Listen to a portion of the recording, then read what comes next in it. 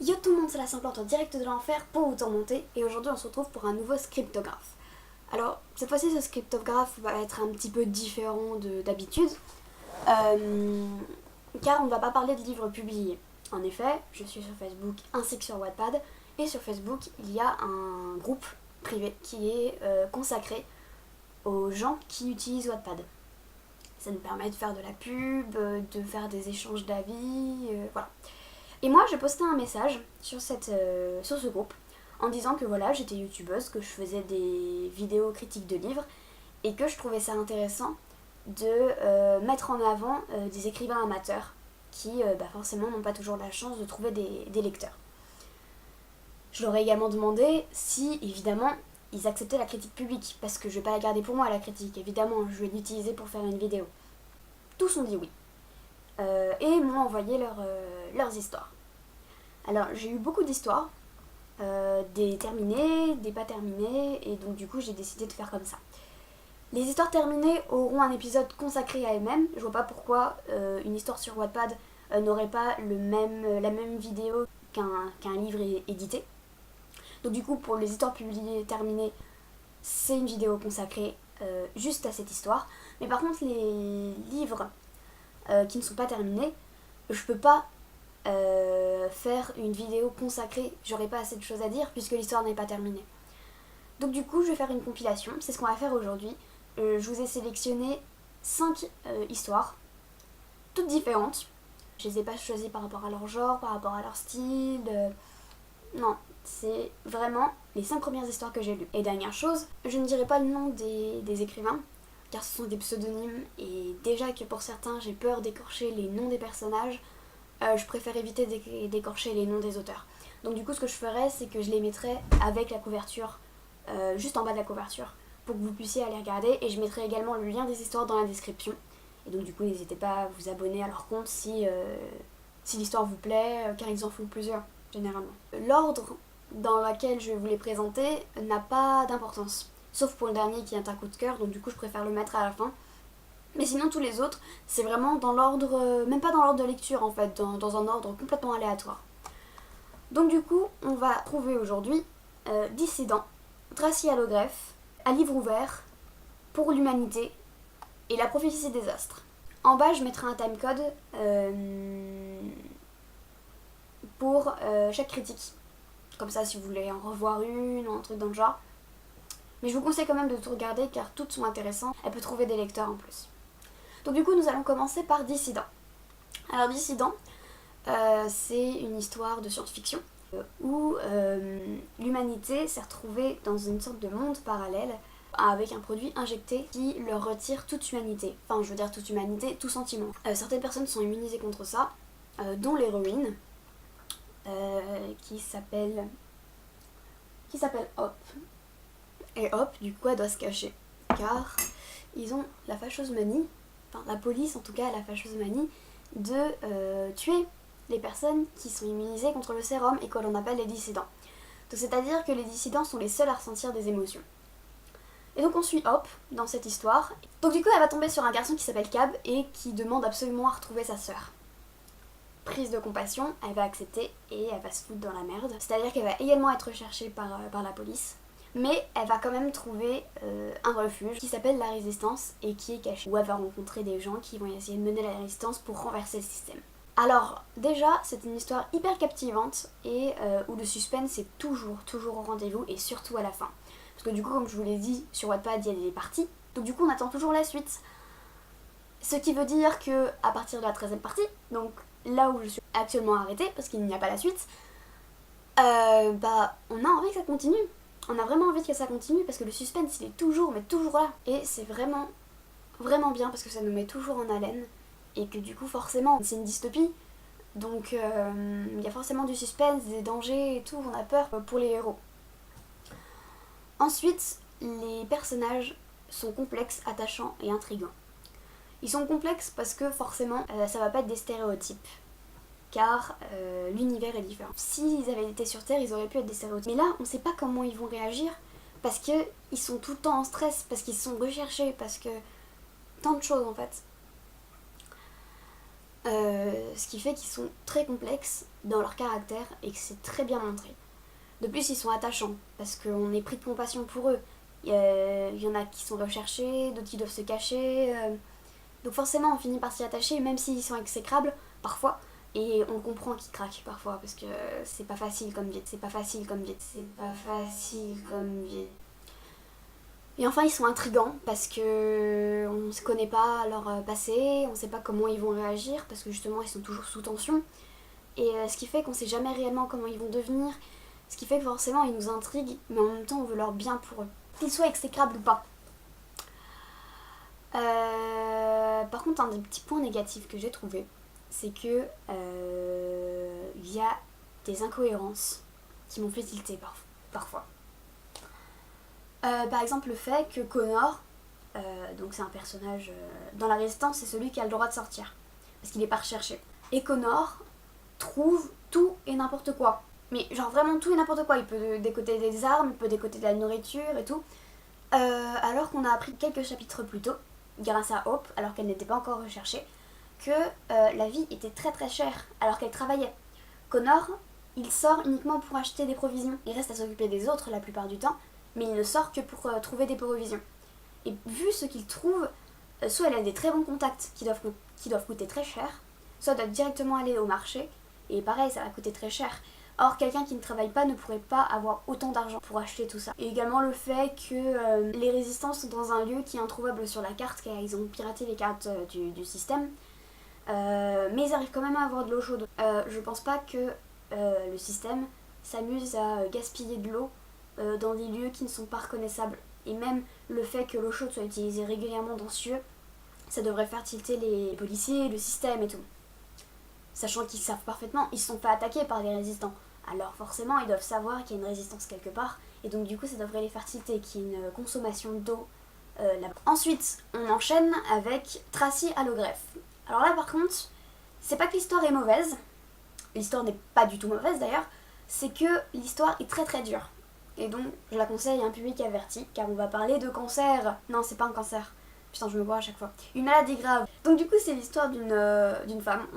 C'est un point de vue première personne du singulier, donc du coup, on est à la place de la mère, dont sa petite fille de 8 ans est atteinte de cette maladie grave depuis ses 5 ans. Donc ça fait déjà 3 ans qu'elle se bat contre la maladie, sachant que c'est une maladie grave et que pour être sauvée, on doit lui trouver un donneur de moelle osseuse. Et soit les donneurs de moelle osseuse ne sont pas compatibles, donc du coup ils veulent bien donner mais ils peuvent pas, soit ceux qui sont compatibles refusent de donner. Donc du coup ils sont bloqués. Heureusement pour la petite Maddie, Tracy, donc la mère, est infirmière de nuit, et du coup elle arrive à trouver des médecins et des infirmiers qui sont là, parfois bénévolement, quand elle peut pas être auprès de sa fille. Et elle lui apporte quand même une grande aide en étant infirmière. Et alors que tout semblait presque perdu, en fait, on entend parler d'un chirurgien qui s'appelle Will, qui accepte de s'occuper du cas et de venir, pareil, bénévolement aider la petite Maddie. Alors cette histoire est du coup très dure, vous vous en doutez, et elle dépeint un tableau qui est vraiment un tableau vraiment très dur de la vie. Donc faut s'accrocher. Un point que j'ai trouvé vraiment sympathique, c'est que ça oscille toujours entre espoir et fatalité. C'est-à-dire que la mère va avoir une pointe d'espoir, et puis en fait cette pointe d'espoir va être détruite, mais il y a quand même un espoir autre part, et on oscille toujours entre ça. Donc du coup on est toujours sous tension parce qu'on veut que ça avance, et on veut pas que l'histoire s'arrête, parce que si l'histoire s'arrête, il y a une chance pour que la petite meure. Ensuite le style, vu qu'il est à la première personne du singulier, est très naturel, très proche du parler en fait. C'est comme si Tracy se confiait à nous comme si on était un journal intime. Elle va pas chercher ses mots pour nous expliquer les horreurs de ce qu'elle vit. Ce qui fait que c'est quand même très intéressant à lire.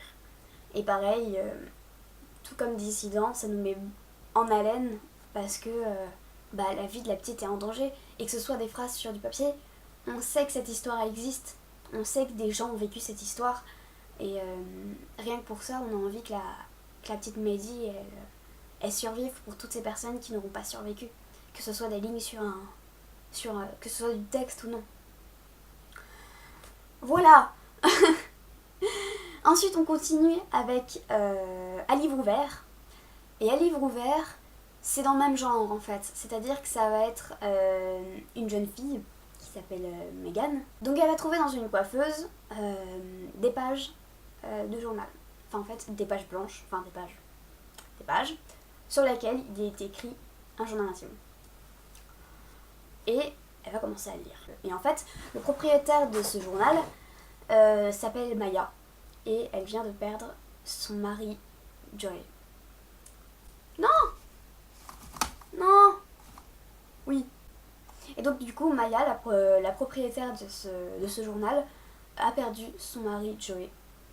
Et ces pages racontent ce qu'elle vit. Et c'est très intéressant. Enfin, intéressant. Je veux dire, la mise en abîme est très judicieuse. Parce que ça nous relie directement à Megan. Et donc ça nous retire un poids, en fait, de devoir regarder cette histoire pour nous tout seuls. Là, on partage cette sensation avec Megan.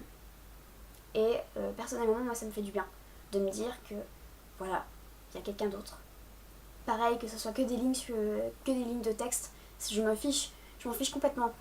Le fait que Megan lise en même temps que moi l'histoire de Maya, ça me rassure. Le deuil est très très bien raconté. Et personnellement, ça me fait penser à La délicatesse de David Fuenkinos, où pareil, c'est une jeune femme qui perd son mari dans un accident de voiture, et tout le long de l'histoire, elle doit faire son deuil. Vu que tous les deuils sont différents, j'ai vraiment hâte de voir comment Maya va réussir à faire son deuil, et aussi si elle va réussir, mais ça a l'air bien parti. Là où j'en suis rendue, il y a encore très peu de chapitres. Donc vraiment, l'histoire est très belle, très poignante aussi, très touchante. Et je la conseille à des personnes qui veulent s'accrocher.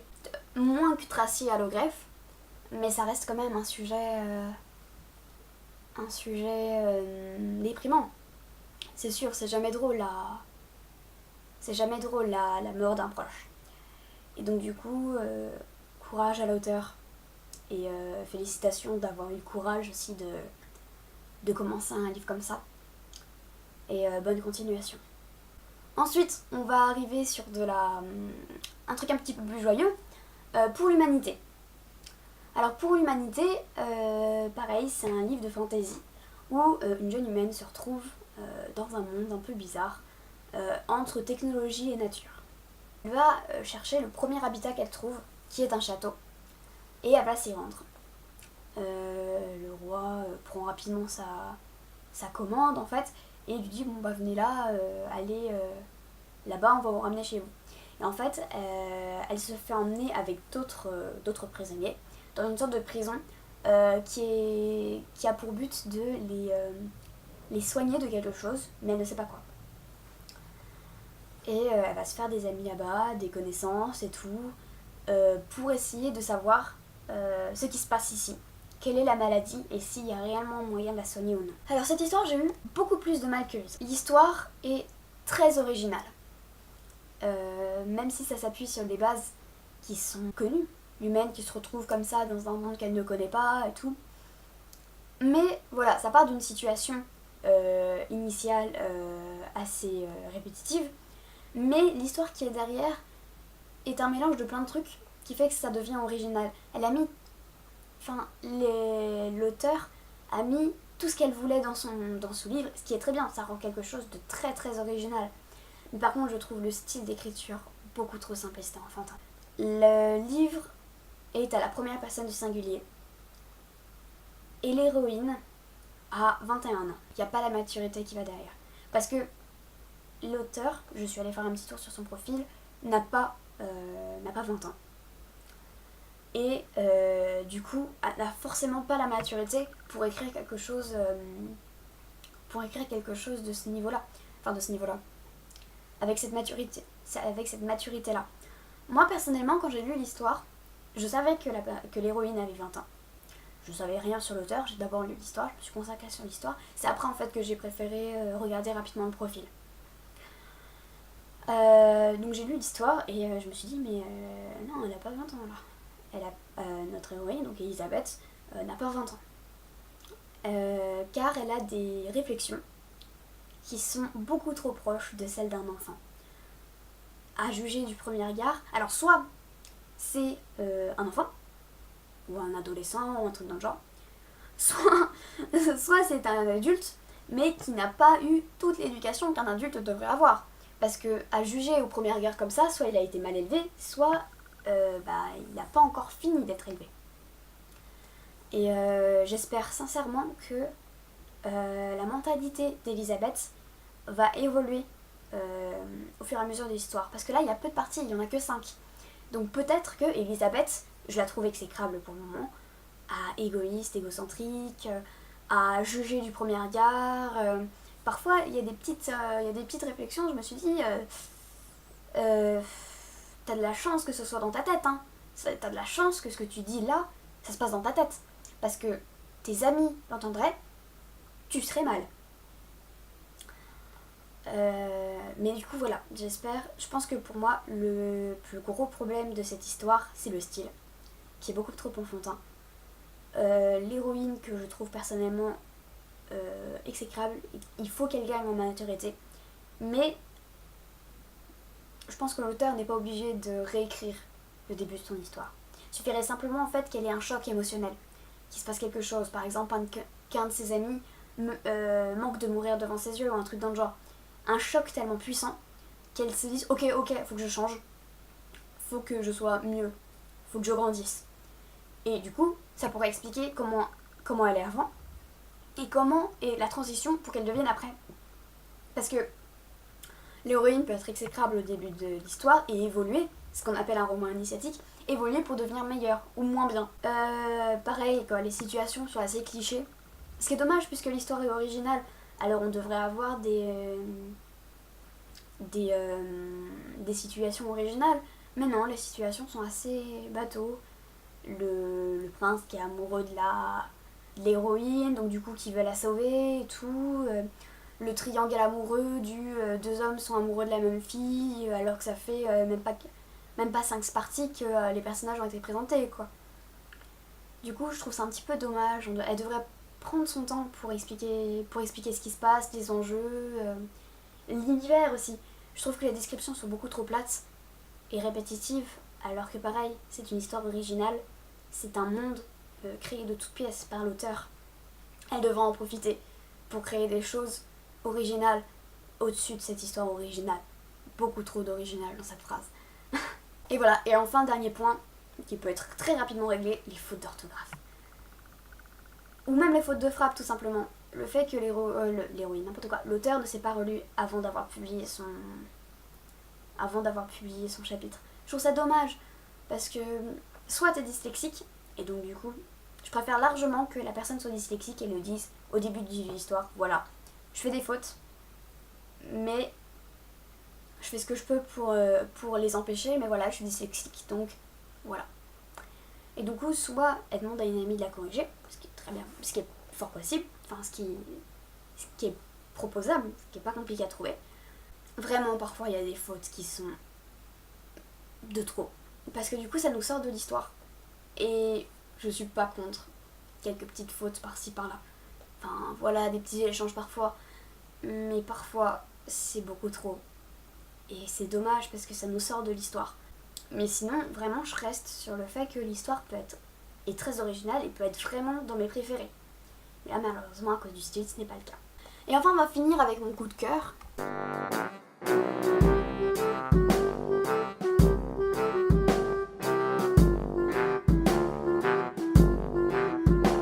Qui est la prophétie des astres.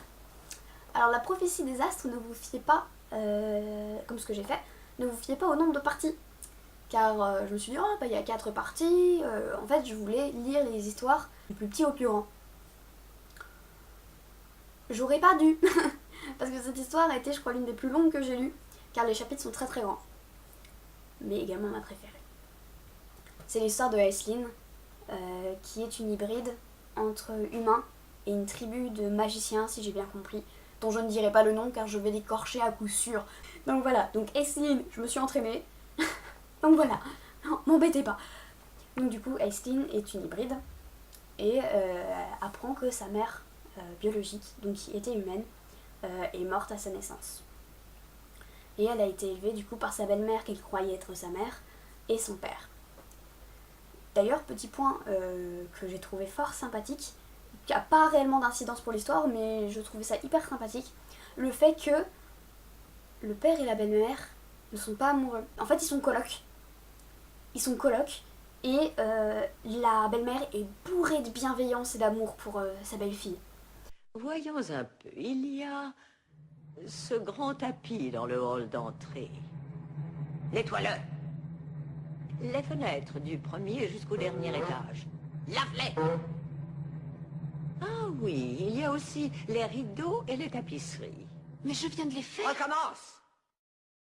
Et tu nettoieras le jardin, sans oublier la terrasse, les marches d'escalier, les cheminées, indépendamment bien sûr du lavage, repassage et couture habituelle. Ah oui, j'allais oublier un détail. Veille à ce que Lucifer prenne son bain. Et en fait, c'est uniquement pour ça qu'elle reste auprès du père. Bon, en plus, ils s'entendent bien, mais c'est pas par amour qu'elle reste avec le père, c'est purement pour la fille, pour lui donner tout son amour et pour qu'elle ait une mère. Et je trouve ça génial. Voilà, je trouve ça génial, c'est hyper original, j'adore. Et c'est qu'un petit point d'histoire. Le style est hyper spécifique, elle a un style vraiment à elle, et c'est très descriptif. Ce qui explique en fait la longueur en fait des chapitres, c'est parce qu'il y a énormément de descriptions. Elle donne beaucoup de détails tout le temps, ce qui permet une excellente visualisation, mais ça peut être difficile à ingurgiter par moments, surtout au début quand on ne connaît pas encore le style. Les personnages sont bien construits et complexes, chacun est différent et tout. Chacun a son histoire, chacun a ses secrets et tout, et ce qui le rend très attachant et très complexe. Sauf l'héroïne. L'héroïne, je la trouve beaucoup trop parfaite. En fait, l'héroïne, c'est le cliché même de tu es beaucoup trop parfaite, tu as quelque chose à voir avec la prophétie. Et du coup, ça, je trouve ça dommage. Parce que ça fait. En fait, c'est. Je pourrais en vouloir la même chose à Harry Potter, en fait. Il est tellement. Enfin, Harry Potter, comme Aislinn, est tellement que bah. On se doute qu'il y a quelque chose. C'est pas possible qu'il y ait autre chose. Et déjà, je trouve ça hyper ironique. Parce que sinon, on s'en rend compte comment les gens qui connaissent mieux la prophétie que nous ne peuvent pas s'en rendre compte. Du coup, je trouve ça toujours un peu ironique, toujours un petit peu stupide. Et camouflez votre jeu, quoi, les gars. Enfin, en fait, j'aimerais qu'elle ait des défauts, cette fille. Et, ok, elle est très susceptible et à son chaud. Mais, j'avoue que je la trouve beaucoup trop parfaite, beaucoup trop réservée, beaucoup trop... Je connais mes défauts, et donc du coup, je vais faire en sorte de ne pas les laisser sortir. Ce qui est bien, ce qui est très très bien, mais surtout une fille aussi impulsive, parce qu'on entend la petite voix dans sa tête qui dit vas-y défonce-le, mais clairement défonce-le parce qu'il m'énerve. Bah, fais-la péter la meuf. Elle est susceptible, elle a envie de défoncer tout le monde. Au bout d'un moment, tu peux pas la forcer à être parfaite. Alors, laisse-la péter. Qu'elle fasse des conneries. Parce que là, elle est beaucoup trop parfaite, beaucoup trop réservée, et je connais mes défauts, donc je vais pas les laisser sortir. Tu sais, on a des travers, hein, donc forcément, on n'est pas parfait, on a des travers, donc laisse-la exploser. Parce que ça lui fera vraiment beaucoup de bien à ton héroïne. Et un point que j'aime énormément, c'est le prologue. Le prologue, ça se passe après l'histoire. Enfin, on sait pas si c'est réellement après l'histoire ou si c'est au milieu de l'histoire. On sait pas. En fait, Aislinn s'est retrouvée dans le monde humain. Elle a dû changer de forme humaine. Elle a dû quitter tout ce qu'elle aimait. Son père ne sait pas où est-ce qu'elle est. Elle a perdu son amour. Elle a perdu son amoureux. Et on sait pas pourquoi. Et là, on arrive dans le chapitre 1, où elle va arriver au campus. Que demande le peuple ? Mais c'est le meilleur moyen de garder le lecteur en haleine. Parce qu'on va vouloir deviner la suite avant la suite.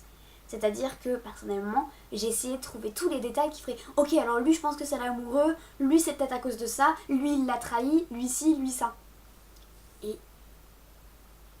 c'est dingue. C'est la meilleure manière de garder en haleine un lecteur que quand il connaît la fin. Et c'est génial, voilà, c'est le chapeau bas, génial. Et enfin un petit point personnel qui est pas très important, j'adore les histoires qui se passent dans les campus et celle-là est excellente. Parce que c'est la télé-réalité que moi j'aime en fait. C'est quand, voilà, des gamins vont tous se retrouver dans le même endroit avec leurs affinités, leurs défauts, leurs qualités et qui vont se fighter. Donc moi j'adore, c'est ma télé-réalité préférée. Donc voilà, donc moi j'aime beaucoup. À la fin de cette vidéo, voilà, les 5 histoires sont présentées. Évidemment les liens sont dans la description. Vous pouvez donc retrouver le lien de chaque histoire dans la description, ainsi que ma page Facebook et un lien vers mon Wattpad où je suis assez active. Voilà, ça dépend des jours, mais je m'active pour écrire en tout cas, pour que vous ayez accès à mes histoires le plus rapidement possible. Voilà, j'espère que ce concept vous a plu, n'hésitez vraiment pas à me le dire dans les commentaires. Et on se retrouve pour une nouvelle vidéo bientôt. C'était la sanglante en direct de l'enfer, pour vous tourmenter.